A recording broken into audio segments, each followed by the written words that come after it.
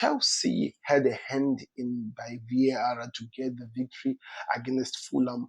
First of all, Fulham being disallowed a goal, which was a goal, then as well a penalty, which were so many questionable decisions from the VAR, especially the boy hand leading to goal scoring opportunity, the one by 2 goals to nil.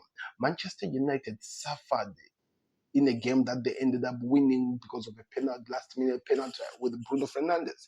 But also Burnley also was robbed, if I can say, by VAR. But at the end of the day, United got the job done 3-2 against Burnley. Sunderland beat Brentford by 2 goals to 1 in a game which they were expected to be the underdog coming from the championship, and they've just gotten their second victory of the season and the second victory at home. So they are looking strong. Spurs were shocked in a horror shock against Bournemouth in a game which they thought that they're going to take advantage and maintain their unbeaten run, but it came to an end by 1 goal to 0.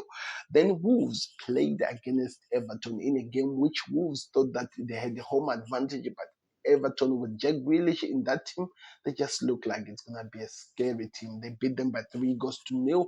Jack Grealish notably having 2 assists, leading to already 4 assists in 2 games for Everton, and they're adding Tyler Diblin into this attack. They're looking scarier than ever.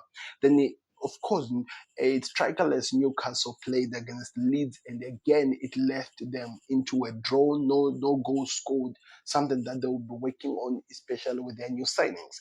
Then, of course, we are seeing Brighton playing against Man City, and they beat Man City in a well-deserved second half performance in which they literally outclassed Man City. Yes, Erling Haaland scored early in the game, but the game ended up in Brighton's way because they ran with the show.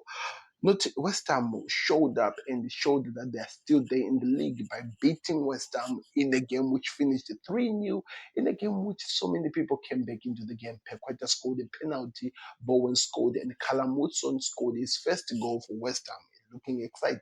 Then Liverpool showed us now in a game which they thought that they'd already done everything that they needed to do, because it felt like Arteta came to not lose a game. While Slot, on the other hand, now looking at the result, felt like he came to win the game.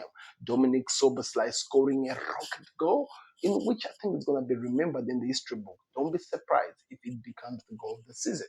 That's how it ended, 1-0 to Liverpool. Then West Ham, Aston Villa were destroyed again for the third time this season by losing to Crystal Palace in a game which Gay shined, hoping that he was going to make his transfer, but it failed. But he shined and they won the game. Let me know your thoughts in the comment section.